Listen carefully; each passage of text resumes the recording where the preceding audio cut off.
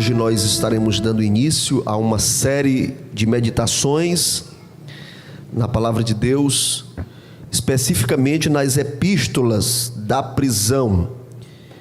Epístolas da prisão. E nós vamos começar pela epístola do apóstolo Paulo aos Efésios. Capítulo 3, versículo 1, os meus irmãos e minhas irmãs encontraram, digam amém. Vamos ler. Por esta causa eu, Paulo, sou prisioneiro de Jesus Cristo por vós, os gentios. Vamos para o capítulo 4 e o versículo 1. Capítulo 4, versículo 1. E eu vou pedir que a igreja leia em alto e bom som. Independente da sua versão, eu gostaria que você fizesse essa leitura. Vamos lá, eu vou contar até 3. Você lê o versículo 1 do capítulo 4. Vamos lá. 1, 2, 3.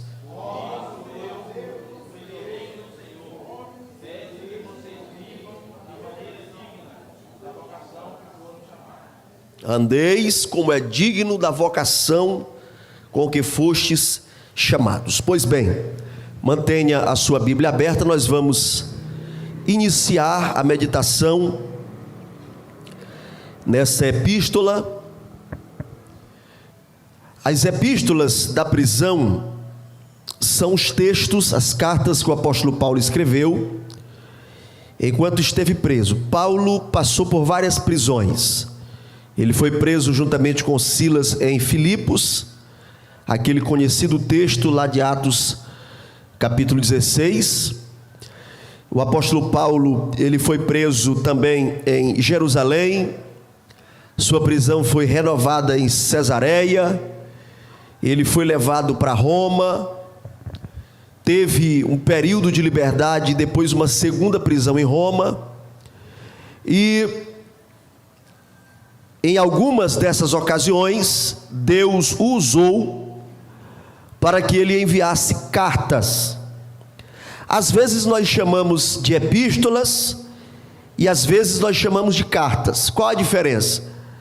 Em um primeiro momento são sinônimos.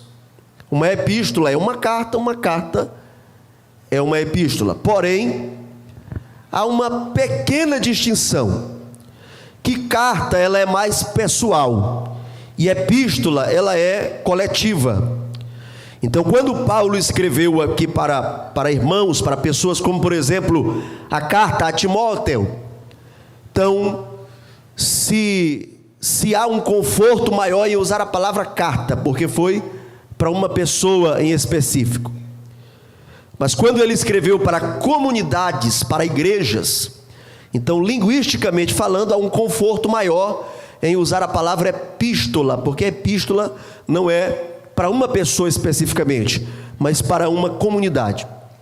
Pois bem, Paulo escreveu 13 epístolas, entre epístolas e cartas, tá bom? Vamos esquecer aqui a pequena distinção, para não travar. Paulo escreveu 13 epístolas do Novo Testamento. Paulo escreveu quantas epístolas, irmãos? 13. Anotou aí?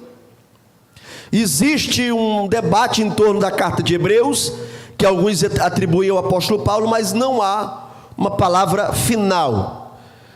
Preferimos dizer que a carta aos Hebreus é anônima, é de um escritor anônimo.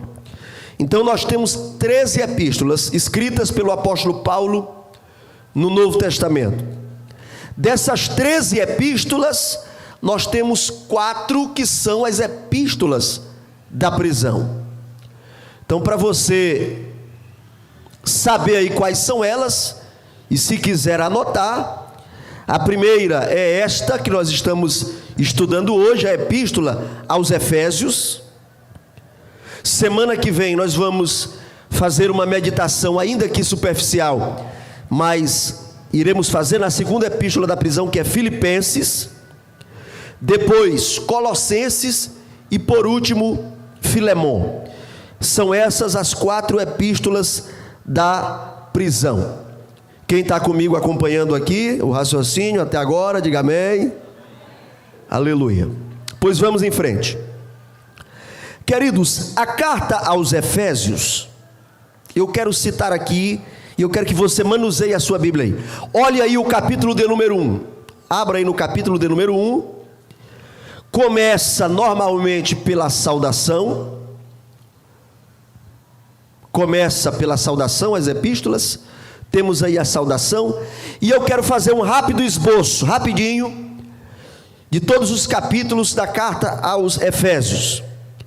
Esse capítulo 1, ele tem um tema especial, que é o tema a redenção do povo de Deus. Se você ler esta carta, você vai perceber no capítulo de número 1, que é tratado sobre o tema da redenção, a redenção do povo de Deus.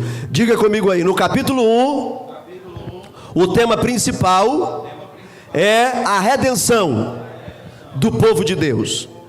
Essa palavra redenção, irmãos, é uma palavra teológica para resgate. Resgate. Pelo sangue de Jesus Cristo nós fomos resgatados. Quem aqui se considera que foi resgatado? Levante a mão e diga glória a Deus. Fomos resgatados, graças a Deus por isso. E esse resgate é visto na Bíblia através da palavra redenção. Então, capítulo 1, o tema é redenção. Capítulo 2, qual é o tema do capítulo 2? Olha aí o capítulo 2. Tem uma epígrafe, né? Vai ter uma epígrafe aí na sua Bíblia. Mas lendo o texto, você vai perceber que no capítulo 2 nós temos os resultados da redenção. O que é que nós temos no capítulo 2? Os resultados da redenção. Como é que uma pessoa redimida se comporta? Como é que uma pessoa redimida pensa? Como é que uma pessoa redimida se porta na sociedade? Como é que ele se comunica? Então nós vamos ver aqui no capítulo 2 um paralelo.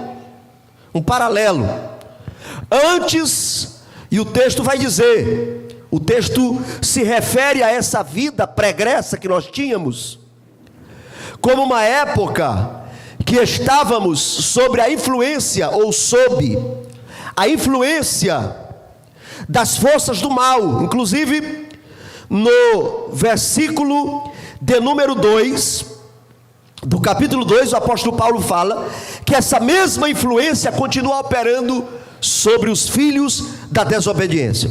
Então o capítulo 2 é os resultados. Você é salvo e continua se comportando como se não fosse, então você não está produzindo fruto de justiça e não tem os resultados da redenção. Então o tema do capítulo 2 é os resultados da redenção. Capítulo de número 3. Passe a sua página aí para o capítulo de número 3. A temática do capítulo 3, diga comigo aí, sabedoria de Deus, bem forte, sabedoria de Deus, através da igreja. Aleluia, glória a Jesus. Queridos, é um privilégio saber disso. Se você ler todo o capítulo 3 da carta aos Efésios, você vai perceber que a sabedoria de Deus, ela se apresenta na terra, é através da igreja, e isso é um privilégio. Isso é um privilégio. Tem uma personalidade europeia visitando o Brasil hoje. O presidente da França está no Brasil, aqui no estado do Pará, inclusive, né, visitando aí o local onde vai acontecer a conferência no ano que vem, uma conferência mundial do clima. E essa personalidade está visitando o país, conhecendo, participando de algumas programações, mas a sabedoria de Deus na terra, com todo respeito que temos as autoridades constituídas, a sabedoria de Deus na terra não se manifesta através dessa personalidade. Nós temos as estrelas de Hollywood, nós temos as estrelas nacionais do teatro, da teledramaturgia, mas a sabedoria de Deus não se manifesta através destes. Mas nesta noite nós temos aqui um grupo de crentes, tem uns que estão assim encolhidinhos por causa do frio, outros preocupados com a fatura para pagar amanhã, mas com teus defeitos e virtudes, é através de você que a sabedoria de Deus se manifesta na terra. Bendito seja o nome de Deus para sempre. Sabedoria de Deus. Já dá para tu te animar, não dá, irmão? Dá para ajeitar essa cara, não dá? Se ajeita na cadeira, murcha a barriga, estufa o peito, porque a sabedoria de Deus se manifesta através de você. Glória ao nome de Jesus. Aí a gente olha que a gente sabe o defeito um dos outros aqui, quase tudo, né? Vocês sabem o meu defeito, eu sei o defeito de vocês, a gente fica assim colocando uma dúvida, né? Rapaz, será se a sabedoria de Deus se manifesta através do Marco? Eu tenho minhas dúvidas, né? Será se através do Lucas, do Mateus, do John? Eu tenho minhas dúvidas. Irmão, não tenha dúvida não, porque o apóstolo Paulo, ele disse assim, que o poder de Deus se aperfeiçoa na nossa fraqueza mesmo. Aleluia. O crente mais fraco que está aqui nesta noite, ele tem autoridade para repreender demônios pelo poder do nome de Jesus Cristo. É a presença de Deus em nós que faz a gente prestar. Amém? Vamos lá. Você já olhou o capítulo 3? Dê uma olhada aí. Eu estou citando aqui o esboço do livro. O conteúdo do capítulo 3 fala que a sabedoria de Deus vai se manifestar através da igreja. Capítulo de número 4. Capítulo de número 4, aí nós vamos entrar na prática. Olhe para cá. A carta aos Efésios tem 6 capítulos. Quantos capítulos? 6. O capítulo 1, o 2 e o 3 são conceitos teológicos. No capítulo 1, no 2 e no 3 vai ter doutrina da salvação, que é chamada de soteriologia. Vai ter doutrina do Espírito Santo, que é chamada de pneumatologia. Vai ter a doutrina da Trindade. Então o capítulo 1, 2 e o 3 ele é muito teológico, ele é mais conceitual. Mas quando chega no capítulo 4, no 5 e no 6, são conteúdos práticos. É a vida prática, vai falar sobre os deveres domésticos, como é que a mulher tem que se comportar com o marido, como é que o marido tem que se comportar com a esposa. Já já eu vou mostrar o versículo aqui, explica como é que o patrão tem que tratar o empregado, como é que o empregado tem que tratar o patrão. E no capítulo 6 vai falar como o filho deve tratar o pai e como o pai deve tratar o filho. Então aqui você já começa a se achar na carta aos Efésios. Capítulo 1, 2 e 3 é teologia, são conceitos. E no capítulo 4, no 5 e no 6 é prática de vida. Quem pegou o raciocínio até aqui? Amém? Então, no capítulo de número 4, o tema é a nova vida do salvo em Cristo. Diga comigo aí, a nova vida do salvo em Cristo. Glória a Deus. Capítulo de número 5, dá uma olhadinha aí no capítulo de número 5. Como é que a gente identifica o conteúdo do capítulo 5? A temática principal que fica clara no capítulo de número 5 é a vida como filho de Deus. Lê aí, Marcos, o versículo de número 1 do capítulo 5. Pode ler para nós aí. Portanto, sejam imitadores de Deus. Portanto, sejam imitadores de Deus, como filhos amados. Irmão, meu Deus, que coisa difícil agora o apóstolo Paulo colocou para nós. Imitar a Deus. Imitar a Deus. Aí a gente fica às vezes balançando no berço os nossos pecados de estimação. Mas eu sou assim mesmo, as minhas falhas, e entra ano e sai ano, e essa mesma lenga-lenga. Mas o Espírito de Deus, ele quer o melhor para nós. O Espírito de Deus, irmãos, ele quer o melhor para a sua vida espiritual. Deus, ele não deseja que você assim arrisque, não, eu não vou querer isso para a minha vida não, eu vou ficar meio conformado com isso aqui e tal. Perceba que a Bíblia, ela nos impulsiona a sermos melhores em tudo, na prática de vida, nos negócios, na perspectiva e na espiritualidade. Observe que o texto poderia dizer assim: escolha aquela irmã da igreja assim, mais ou menos, aí você imita ela, viu, irmã? Escolha aquele irmão da igreja que se congrega e o senhor imita ele. É claro que nós temos nossas referências. Todo mundo aqui tem uma referência. Tem alguém que eu admiro. Tem alguém que eu admiro, que você admira, que você gosta da forma de viver daquela pessoa, do exemplo que aquela pessoa passa. Nós temos ou não temos as nossas referências, irmãos? É só eu que tenho? Quem está acordado, diga aí, eu também tenho. Todo mundo tem. Na área dos negócios, você olha alguém que você se inspira.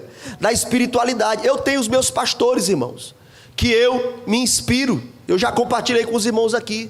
não é? Desde a minha juventude, eu tenho os meus pastores com uma estima.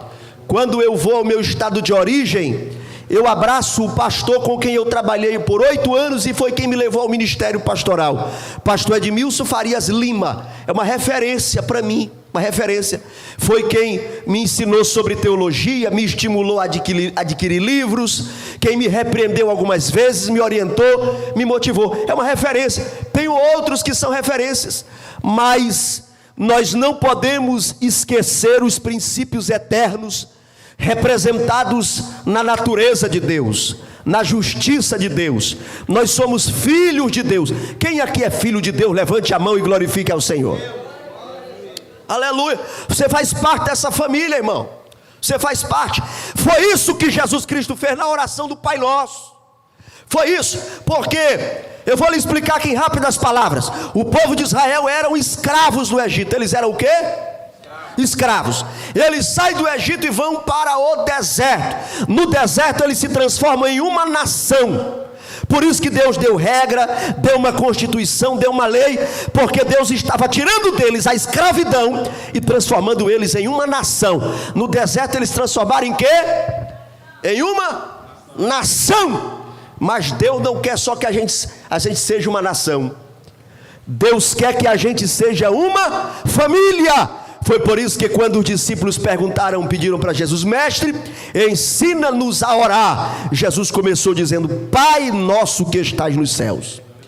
Ele estava dizendo: isso aqui não é reunião de escravo. Olha aí, irmão, para esse crente que está pertinho, vê se ele tem cara de escravo.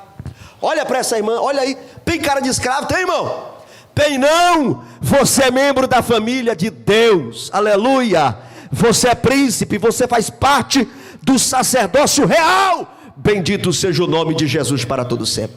Então a igreja é uma família. Você é filho de Deus. A gente conversa com as pessoas que não são crentes. Você está evangelizando, você conhece alguém. Isso aqui que eu vou falar não é novidade. E aí a pessoa entra logo na defensiva: não, eu creio em Deus. Não, a minha fé, não, nada abala a minha fé. O camarada está todo enrolado, todo desgraçado no pecado, mas ele é mesmo. Não, eu estou me reunindo com Deus todo dia. Você conversa com um camarada, ele passa uma firmeza: não, a minha fé, tudo arrebentado, toda arrebentada velha, mas, né, passa aquela defensiva: não, eu estou bem com Deus e tal. Irmãos, a filiação com Deus é através de Jesus Cristo. Está lá em João 1 e 12, dá uma olhadinha bem aí, meu filho. João capítulo 1, versículo 12. João 1, 12. Lê do 11 para ficar melhor. Pode ler, meu santo. Jesus veio para os que eram seus, e os seus não receberam. Mas aquela corja não recebeu Jesus de jeito nenhum. Mas a todos quantos o receberam, Inclusive tu, deu-lhes o poder de serem feitos filhos de Deus. deu-lhes o poder de serem feitos filhos de Deus, a saber os que creem no seu nome. Oh, glória a Jesus. Melhora esse teu rosto, melhora esse otimismo, porque tu és filho e filha de Deus. Ser filho de Deus é um privilégio. Então o capítulo de número 5 é a vida do filho de Deus, como o filho de Deus deve viver. Capítulo de número 6, o texto começa falando aí do relacionamento de pai e filho, filho e pai, vai para alguns relacionamentos sociais, e a partir do versículo 10 fala sobre a batalha espiritual. O apóstolo Paulo deixa essa última temática aí no capítulo 6, sobre batalha espiritual. Nós não vamos comentar agora de forma pormenorizada, porque a ideia era passar o esboço de todo o texto aqui da carta do apóstolo Paulo aos Efésios. Então vamos fazer aqui um rápido feedback. Capítulo de número 1, a redenção do povo de Deus. Capítulo 2, os resultados da redenção. Capítulo 3, sabedoria de Deus através da igreja. Capítulo de número 4, a nova vida do salvo em Cristo. Capítulo 5, a vida como filhos de Deus. E capítulo de número 6, a batalha espiritual. Então, para você não ficar perdido na carta aos Efésios, você já sabe mais ou menos aí do que trata esta carta. Eu gostaria de citar 3 bênçãos que nós temos aí no capítulo de número 1. Quantas bênçãos? Volta lá para o capítulo 1, capítulo de número 1, versículos 3, 4 e 5. 3, 4 e 5, nós vamos citar 3 bênçãos coletivas que tem aí. Bendito Deus e Pai de nosso Senhor Jesus Cristo, o qual nos abençoou com todas as bênçãos espirituais nos lugares celestiais em Cristo. Versículo 4, só os homens.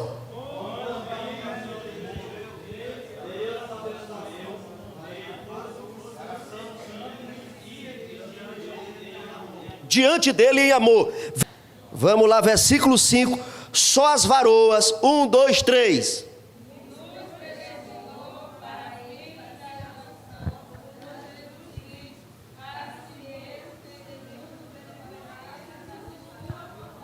Graças a Deus, aleluia. Lá no versículo de número 3, identifica a expressão nos abençoou. Você está percebendo o NOS aí, esse nos abençoou? Não é uma ideia, Jonathan, não é uma ideia particular. Paulo não está dizendo assim, me abençoou. Ele diz nos abençoou, são bênçãos coletivas, nos abençoou. Agora vamos para o versículo 4. Versículo 4, como também nos elegeu. Encontrou aí? Encontrou na sua Bíblia? Encontrou? Nos elegeu. Exato, que é sinônimo da palavra escolheu. Talvez está na sua Bíblia aí, escolheu. Nos elegeu, está no versículo 4. E o versículo 5, nos predestinou. Nos predestinou. Perceba que está no plural. Está no plural. Então vamos lá. Primeiro, nos abençoou. Diga comigo, nos abençoou. Segundo, nos elegeu. Terceiro, nos predestinou. Graças a Deus. Por que eu fiz questão de colocar isso aí, esse destaque no plural, né? Destacar que está no plural. Porque esses 2 últimos tópicos aí, a eleição e a predestinação, é motivo de debate, irmã Gilvânia, nas redes sociais, na teologia, porque existe uma escola teológica que defende a ideia da predestinação, que Deus escolheu um de nós aqui para ser salvo e outros para ir para o inferno. É a doutrina da predestinação, também chamada de calvinismo. Só que a predestinação na Bíblia, ela é coletiva, irmãos. Está aí, nos elegeu, está no coletivo. Isso aí é uma referência à igreja. E no versículo de número 5 está nos predestinou. Ou seja, a predestinação ela nunca é particular, individual. Paulo não está dizendo assim, Deus me predestinou, não. Deus me elegeu, não. É no coletivo, é a igreja que é predestinada. Se você entra para a igreja através de Cristo Jesus, a igreja só tem um destino, é o céu de glória. Então a igreja é predestinada à salvação. Não é que Deus, assim como uma criança brincando com a fazenda de formigas, separou aqui umas para condenação e outros para salvação. Aí tem alguém pelejando na igreja para prestar, mas ele é predestinado para ir para o inferno. Vai passar a vida todinha aqui. Já pensou, irmão? Isso é um atentado contra a justiça de Deus. Deus é justo. Ah, pastor, mas lá em João 15,16, João 15,16 diz assim: não fois vós que me escolheste, foi eu que escolhi a vós. Os calvinistas usam João 15,16 para dizer que foi Jesus que nos escolheu. Confere aí como é que diz o texto. Não foram vocês que me escolheram. Não foram vós, isso aí é Jesus dizendo, que me escolheste. Pelo contrário. Eu os escolhi e os designei para que vão e deem muitos frutos, a fim de que o vosso fruto permaneça. João 15,16. Jesus está tratando aí a respeito da vida orgânica da sua igreja a partir do colegiado apostólico. Essa fala de Jesus aí, não foi vós que me escolheste, mas foi eu que escolhi a vós, é uma fala para o colegiado apostólico e tem a ver com o cargo de apóstolo, de liderança. Então, para a liderança, não é nós que escolhemos. Ei, Jesus, eu quero ser pastor. Ei, Jesus, eu quero ser pregador. Não. tratando-se de missão na igreja, é Ele que escolhe para ser pastor, para ser presbítero, para ser diácono, é Ele que escolhe para ser missionário, para ser pregador, é Jesus que escolhe. Agora, na salvação, para salvação, Ele não tem essa determinação fatalista, Ele sabe quem vai ser salvo. É uma questão de presciência, Deus sabe, mas Ele não determinou, porque João capítulo 3:16, a Bíblia diz: Deus amou o mundo de tal maneira, que deu o seu Filho unigênito, para que todo aquele que nele crê, não pereça, mas tenha a vida eterna. Então, se você crê, creia o critério, a salvação de Deus é para aqueles que creem. Bendito seja o nome de Jesus para sempre. Amém ou não amém? Glória a Deus. Então aí, 3 coisas boas de Deus para nós. Nos abençoou. Você sabe o que é ser abençoado? Tem gente que pega o abençoado e transforma em sinônimo de maldição. E eu sempre dou uma beliscadinha. Se eu estiver por perto, eu digo: olha, menino perigoso, a gente chama por outro nome. A gente fica, né? Mas a gente tolera porque a intenção é boa. Só que esse negócio de intenção a gente tem que vigiar. Tem gente assim que não presta, aí a pessoa diz: ei, meu vizinho é uma bênção. Mas a bênção que ele está falando é que o camarada liga a radiola na sexta-feira, fica tocando música imoral, né? Isso não é bênção não, irmão. Eita, meu vizinho é uma bênção. Que bênção, meu irmão. Ore por ele, que ele está ferrado se ele continuar desse jeito. Clame, marque um culto na sua casa para ver se Jesus salva ele, o seu vizinho. Aí a gente pega uma coisa tão boa, que é a bênção de Deus, e atribuímos a coisas que não são tão bênção assim, né? Eita, mas meu vizinho é bênção. Esse menino, quando alguém fala: irmão, esse menino é bênção. Irmão, tu está dizendo que o menino é uma bênção, por quê? Porque ele jogou a pedra na cabeça do outro, fez um buraco, né? Porque ele rasga o caderno, foge da escola? Não, isso aí é outro nome. Vamos orar para ele, para Deus ter misericórdia e ele se tornar uma bênção. Mas por enquanto, esse menino aí é travesso. Os irmãos aqui da influência do Goiás, eles falam bem charmoso, né? Custoso, né? Custoso. Lá no Maranhão, custoso é quem se atrasa, que custa chegar, né? Aqui é menino ruim, problemático. Eita, menino custoso. Não é chique, né? Pois bem, quem está acompanhando o raciocínio, diga amém. Queridos, nós citamos 3 coisas boas de Deus para você. Diga assim: 3 coisas boas de Deus para mim. Diga assim: Deus nos abençoou, nos elegeu e nos predestinou. Agora, 2 coisas que Deus não quer para você. 2 coisas que Deus não quer para você. Vá lá no capítulo 2. No capítulo 2. 2 coisas que Deus não quer para você. Aleluia. Vamos ler aí? Vamos ler o versículo 1, o 2 e o 3, para a gente identificar 2 coisas que não servem mais, que não se enquadra, que não combina com você, minha irmã e meu irmão, não combina mais. Vamos ler, irmãos, vamos lá. Eu vou ler o versículo 1, os homens vão ler, os demais homens, que eu também sou homem, né? Eu vou ler o 1, os demais irmãos vão ler o 2, e as irmãs vão ler o 3. E vos vivificou, estando vós mortos em ofensas e pecados. Versículo 2.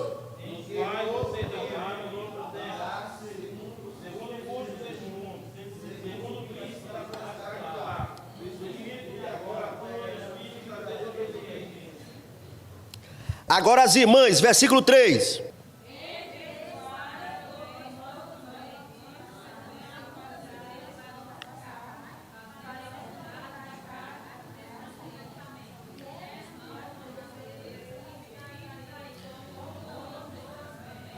Graças a Deus. Então olhe para cá. No versículo de número 2, lá no finalzinho, tem filhos da desobediência. Encontraram aí? Finalzinho do versículo 2, filhos da desobediência. E agora no final do versículo de número 3, tem os filhos da ira. O texto diz, as irmãs leram, que nós éramos por natureza filhos da ira. Irmãos, isso aqui não combina mais com vocês. Não combina. Isso aqui não combina mais contigo, santa de Deus, santo de Deus. Não combina. Não combina mais. Primeiro, não combina você ser um filho da desobediência. Desobediência. Janeiro, não, em fevereiro eu me ajeito. Aí vem o fevereirozão, não, eu acho que em março eu me alinho. Não combina mais com você ser filho da desobediência. Porque a filiação da desobediência, ela gera uma consequência. Ela gera uma consequência, que é a segunda filiação aí do versículo 3. Filhos da ira. Isso aí era uma coisa que nós éramos. Éramos por natureza filhos da ira. E essa ira aí, meu amigo, era a ira de Deus. Ira de Deus. Porque o pecado ofende a Deus, mas não combina mais. Por que não combina mais? Porque o versículo de número 1, Paulo diz assim: e vos vivificou. Vivificou. Você está vivo pela vida de Cristo. Essa expressão aí, vos vivificou, ela dá a ideia de colocar o fluxo de vida dentro de você. É como o médico, a enfermeira, o enfermeiro coloca lá o remédio na veia, o soro na veia do paciente, e vai liberando ali o conta-gotas, e vai descendo o remédio, entrando nas tuas veias. Foi isso que Jesus Cristo fez por nós. Ele nos vivificou. Aleluia. Tem vida em cada um de nós que está aqui nesta noite.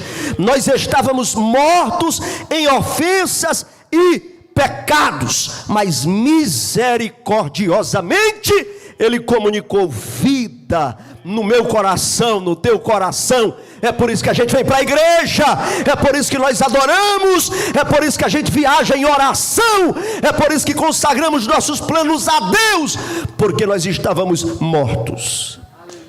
Irmão, essa reunião aqui, essa reunião zona aqui que nós temos aqui hoje, agora, se fosse antes de Jesus em nossa vida, no mundo espiritual, isso aqui era uma chacina, isso aqui era um necrotério, eram corpos espirituais, mas hoje não. Jesus já comunicou vida, aleluia. Pastor, mas eu estou triste. Essa tristeza, Marcos, essa tristeza, Lucas, é só nessa vida aqui material, porque no espiritual tu tens vida, tu és um farol que brilha na escuridão. Bendito seja Deus para sempre. Oh, glória a Deus. Oh, aleluia. Bendito seja o nome de Jesus para sempre. Vamos já correr aqui para citar mais alguns destaques. Nós fizemos o esboço da carta aos Efésios e estamos citando aqui alguns destaques. Outro destaque que eu quero dar para essa carta: por que Paulo escreveu essa carta para a igreja de Éfeso? Paulo conhecia bem essa igreja porque ele trabalhou lá 3 anos, mais de 3 anos. Paulo sofreu nessa cidade, ele foi impedido de pregar, teve que mudar o endereço do culto. Quando ele chegou lá, só tinha 12 homens crentes, 12 varões, provavelmente suas famílias. Eles eram doutrinariamente incompletos. Eles disseram assim: olha, nós não ouvimos falar desse batismo com o Espírito Santo, só do batismo de João.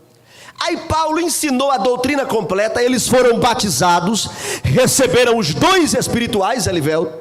Eles receberam os dons espirituais, o poder de Deus, e o avivamento começou ali em Éfeso. Paulo tinha um carinho por essa igreja. Paulo não escreveu para essa igreja para repreendê-los.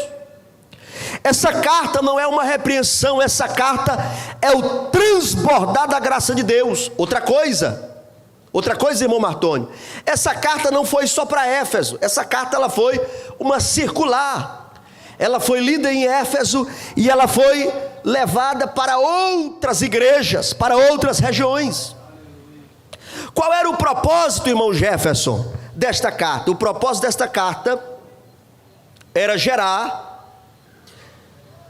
conhecimento e crescimento espiritual. Olha aí no capítulo de número 1, versículo 16 e 17. Estão com a Bíblia aberta? Capítulo 1, versos 16 e 17. Olha o que Paulo diz: não cesso de dar graças a Deus por vós, lembrando-me de vós nas minhas orações, para que o Deus de nosso Senhor Jesus Cristo, Pai da glória, vos dê o quê? De conhecimento, em outra versão, espírito de sabedoria e de revelação. Paulo queria que os crentes de Éfeso se tornassem cada vez mais cheios de conhecimento, cheios de sabedoria. Diga comigo assim: Jesus morreu para tirar os meus pecados e não a minha inteligência. Irmãos, o que tem de aberração aí, e essas aberrações elas só se criam aonde a Bíblia não está aberta. Aonde a Bíblia está aberta, algumas aberrações não se criam, porque Deus quer que a igreja seja inteligente. Deus não quer crente velho alienado, não. Outro dia eu estava numa fazenda, mais uns irmãos, e um cidadão disse para mim que comprou um feijão, um caroço de feijão, por R$50, que o pregador disse: esse feijão aqui é consagrado, tu vai levar para tua casa, vai acontecer isso e isso. Ele disse, e eu estou com o meu feijão lá em casa. Ele fez: vai apodrecer, pastor, nem nasceu, não nasceu. Sendo que 10 minutos antes ele tinha dito para mim que não gostava de escola dominical. Eu disse: bem feito, bem feito. Ele o preço da ignorância. Comprou um caroço de feijão por 50 conto, porque o suposto pregador, o malandro da fé, né, o cidadão lá, extorquindo, disse que era algo de Deus. Irmão, Deus enviou Jesus, irmão, por sangue dele ser derramado na cruz, foi para tirar os nossos pecados, não foi nossa inteligência não. Fique esperto, irmão. E o povo perece por falta de... Irmãos, temos que ser avivados e alegres, irmãos. É luz na mente, fogo no coração. Eu sou animado, eu sou pentecostal, eu acredito no mover de Deus, eu acredito em profecia, mas eu acredito que Deus está querendo que você cresça em conhecimento. Foi para isso que o apóstolo Paulo escreveu essa carta. Está bem aí, versículo de número 16: para que o Senhor Jesus vos dê conhecimento e o espírito de sabedoria. Versículo 18: tendo iluminado os olhos do vosso entendimento. Bendito seja Deus. Tem crente atordoado. Chegou o testemunho de Jeová, aí a cabeça dele fica perturbada. Se chegou o adventista, aí ele: não, eu estou perturbado, agora dia de sábado eu não trabalho mais. Aí se chegar o ateu, diz: não, rapaz, esse negócio de Deus. Ele diz: não, pastor, estou com crise, não estou mais nem acreditando em Deus. Tem gente que ele é uma folha seca levada pelo vento. Mas quando você tem a palavra de Deus no seu coração, você é um farol que ilumina em meio à escuridão. Bendito seja Deus para todo sempre. Amém ou não amém? Deixa eu ver aqui o que mais a gente pode falar. No capítulo de número 2, versículo de número 15, Paulo trata de uma inimizade que foi tirada pelo sangue de Jesus. Essa inimizade está aí, capítulo 2, versículo 15. Na sua carne desfez a inimizade, isto é, a lei dos mandamentos, que consistia em ordenanças, para criar em si mesmo dos dois um novo homem, fazendo a paz. Nós não vamos comentar isso aqui, porque eu vou deixar para a carta aos Colossenses falar sobre lei moral e lei cerimonial, na carta aos Colossenses.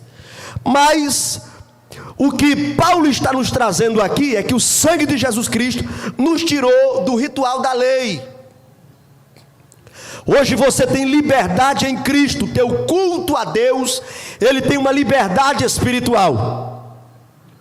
Tem coisas hoje que você pode tratar direto com Deus, que no Antigo Testamento precisava de um intermediário, mas hoje não. Você tem acesso ao Pai. Bendito seja Deus para sempre. Você tem acesso ao Pai. No capítulo 3, Paulo faz uma oração, lá no versículo 14 em diante. Marque aí para você ler a oração de Paulo. Rapaz, como é que Paulo orava? Capítulo 3, a partir do versículo 14, tem a oração de Paulo. Marque aí para você ler na sua casa. Tem gente que diz que não sabe orar. Pastor, eu não consigo orar. Tem gente que quando vai orar, quando dá 5 minutos, ele já está pedindo: Senhor, perdoa os teus pecados, Senhor, né? Abençoa Satanás, tem misericórdia dele, me livra das bênçãos, traz sobre mim as maldições. Já começa a cochilar, não sabe mais nem o que é que está dizendo, já se atrapalha todo. Você quer aprender como orar? Veja aí o exemplo do apóstolo Paulo. A partir do versículo 14 ele diz: por esta causa me põe de joelho. Olha, Paulo orava de joelho. Isso aqui não foi coisa que nós inventamos aqui não, irmão. Paulo orava de joelho. E aí ele vai fazer esta oração. Isso aí pode te ensinar a ter uma vida de oração. No capítulo de número 4, nós temos aí a questão da unidade na igreja. E eu sempre destaco, irmã Mônica, que unidade é diferente de uniformidade. A unidade é um propósito em comum, mesmo que nós sejamos diferentes. Deus não quer de nós uniformidade, todo mundo igualzinho. Tem umas igrejas aí que tem o bispo principal, aí os bispos auxiliares eles falam do jeito do bispo principal, do mesmo jeito, né? Do jeito que o chefão fala, os outros falam. Aquilo ali é uniformidade, não é unidade, né? Deus não quer que você seja igual ao pastor Alessandro. Você pode até me ter como uma referência, mas Deus não quer que você seja uma cópia minha. Deus não quer que eu seja uma cópia sua. Deus quer que nós estejamos unidos. Agora eu com a minha personalidade, você com a sua, com as nossas diferenças, mas trabalhando para o propósito de Deus, para a glória de Deus, em união. Em união. Amém, queridos? Em união. Bendito seja Deus para todos sempre. Então vamos já finalizando. Capítulo de número 5. Capítulo de número 5. Nós temos aí: sede, pois, imitadores de Deus como filhos amados. Vai ser condenado aí alguns comportamentos da velha natureza, como imoralidade, impureza, avareza, torpezas. Não dá para explicar tudo, o horário já está acabando. Torpeza. O que é torpeza? São palavras que ferem. Diga assim comigo: torpeza são palavras que ferem. É da palavra torpeza que vem a expressão torpedo. Torpedo. O que é um torpedo? É um míssil que tem o propósito de ferir, de abater o alvo, de matar. Então as torpezas são as indiretas que ferem. E um outro sentido da palavra torpeza, a palavra torpe no grego dá a ideia de podre, linguagem podre, torpezas. Tenha cuidado com a sua linguagem, pois é condenado na Bíblia, está aí no versículo de número 4, nem torpezas, nem parvoíces, são coisas que não convêm aos servos de Deus. Então torpezas, palavras podres, palavras que ferem. Sobre o relacionamento doméstico, familiar, é a partir do 22. Deus vai dar o mandamento que o homem tem dificuldade. Deus trabalha na dificuldade do homem e Deus trabalha na dificuldade da mulher. A dificuldade do homem é amar. Por isso que Paulo coloca a faca na garganta do peão e diz aí: tu tem que amar do jeito que Jesus amou a igreja. Porque a dificuldade da natureza do macho, do homem, é amar. É amar, tá? O homem ele tem muitas facilidades. Agora na questão do amor, ele tem uns certos travamentos. E a dificuldade das mulheres, não se revoltem, mas é a submissão. É a submissão. Por isso que Paulo vai dizer aí: sujeitai-vos ao vosso marido como ao Senhor. Então cada um foi tratado aí de acordo com a sua deficiência natural. Ah, pastor, não tem essa dificuldade não. Tem, que está tendo dificuldade, está de concordar comigo? A discordou é porque tem. Discordou é porque tem, né? Se você já passou dessa fase, é porque a senhora já é um exemplo, é tratada, né? É uma exceção, mas naturalzinha mesmo, cruzinha ainda, né? A dificuldade, tem uma dificuldadezinha de se submeter. Se o peão não for doido, e remédio de doido é doido e meio, né? Aí não ajeita não. Mas a mulher, pela natureza, ela tem essa dificuldade da submissão. Por isso que Paulo diz: sujeitai-vos. Não é para a senhora ser uma escrava véia não, toda acabada véia, né? Andar de cabeça baixa. Meu Senhor, tu chegou em casa, pisa aqui nas minhas costas. Não.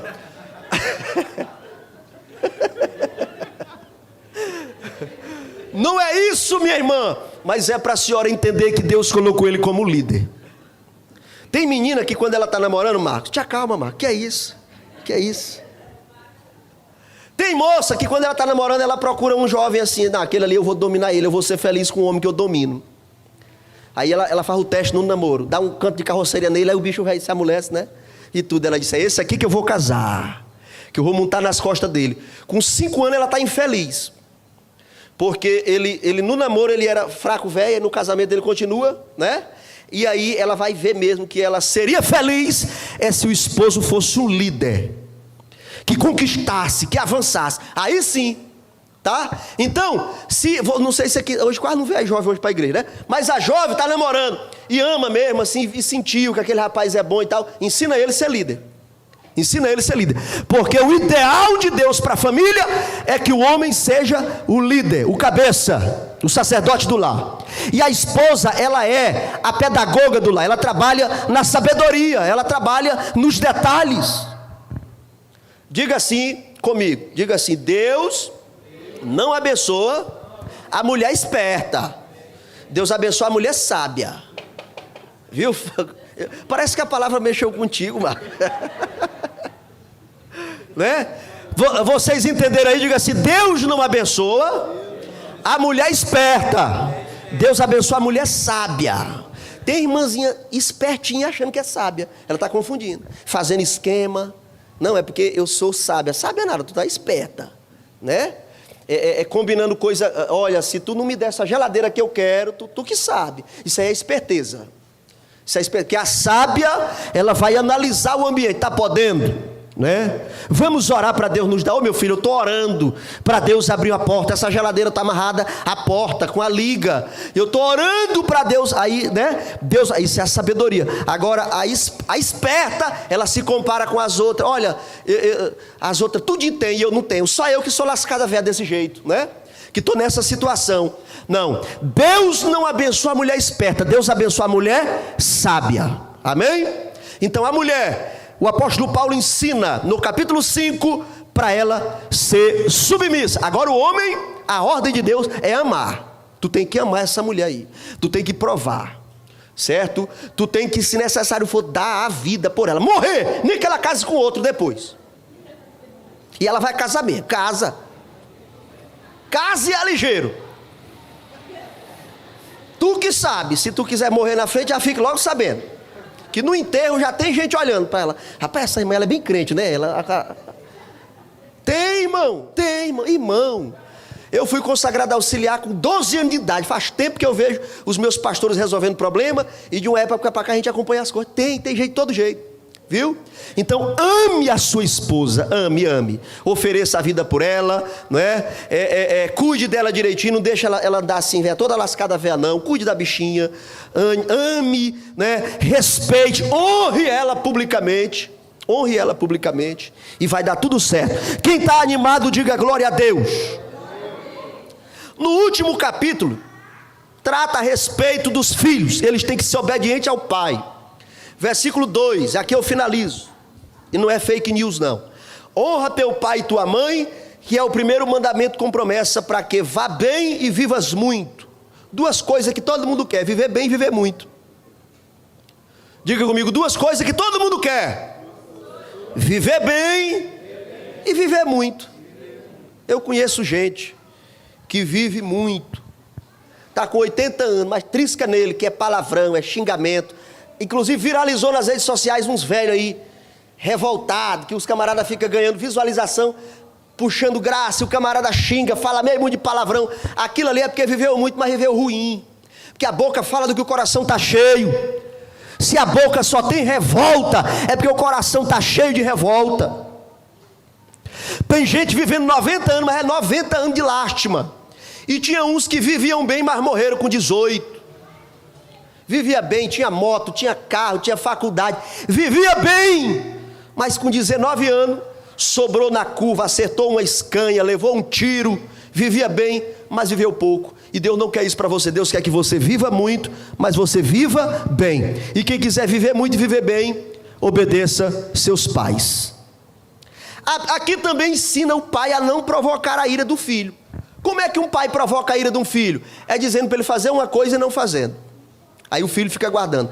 Aí o filho transforma respeito em medo. Respeito em medo. Enquanto o respeito, até na ausência ele funciona. Agora o medo não. O medo só funciona na presença. Se o camarada estiver na frente assim com um porrete, moleque, sem vergonha e tal, e o menino fica. Aí o camarada diz assim: eita, meu filho me respeita. Respeita não, ele tem medo, é diferente. É diferente. Então, quando se ensina a fazer algo, mas você não vive, você fala sobre oração, mas não ora, fala sobre igreja, mas não se congrega, fala em ser correto, mas não é correto, aí você está provocando os seus filhos a ira. Fala do pato, não vai ter como a gente comentar tudo aqui, irmão. Se coloque de pé para me encerrar. Diga comigo assim: Jesus Cristo é o tema central desta carta. Eu finalizo dizendo, no capítulo de número 1, Jesus é o redentor da igreja. No capítulo 2, ele é o pacificador. No capítulo 3, ele é o tesouro das riquezas espirituais. Quem tem esse tesouro na sua vida? Quem tem Jesus aqui? Você pode glorificar a Deus. Oh, coisa boa é ter Jesus em nós. Ele é o tesouro das riquezas espirituais. No capítulo 4, ele é o doador dos dons ministeriais para a edificação da igreja. No capítulo 5, ele é o amado esposo da igreja, que é um modelo a ser imitado. E no capítulo 6, ele é o vencedor das batalhas espirituais. Quem tem Jesus não precisa ter medo de ameaça. Quem tem Jesus não precisa ter medo da magia negra. Quem tem Jesus não precisa ter medo da praga. Pastor, mas me jogaram a praga. Irmão, não acertou em você não essa praga. Você está vivo aqui e você tem a marca da promessa. Jesus está sobre você. Aleluia. Eu finalizo aqui citando uma palavra muito comum no mundo hoje dos negócios, no mundo business. Vou falar aqui para encerrar sobre o network do céu. Quem foi que levou essa carta, Marcos? Quem foi que levou essa carta para a igreja? Está lembrado do nome? Tíquico. Ele não escreveu, ele não é famoso, mas ele estava lá ao lado de Paulo. Paulo escreveu a carta, entregou para ele, Tíquico, e ele levou mais de 1.200 quilômetros de distância, não sei se de navio, de carroça, de pé, por mar, por terra, mas ele levou a carta em Éfeso, depois levou a carta em outras cidades. A gente sempre precisa de alguém, as conexões de Deus para o milagre. Talvez você está do lado de alguém aí, talvez você subestime o potencial desta pessoa, mas o network do céu está acontecendo. Paulo é o grande fenômeno da evangelização. Paulo é o grande teólogo do Novo Testamento, mas tinha um Tíquico ao seu lado. Ele escreveu, ele está preso, mas Tíquico não. E Tíquico pega essa carta e leva, porque Deus trabalha contigo de uma forma, mas essa pessoa que está ao teu lado, Deus já tem outro tratamento para ela. O importante é que Deus vai te usar, e vai usar essa irmã que está do teu lado também, vai usar esse irmão que está do teu lado também. Cada um vai cumprir o seu propósito na terra, e a igreja vai continuar avançando para a glória do nome precioso de Jesus Cristo.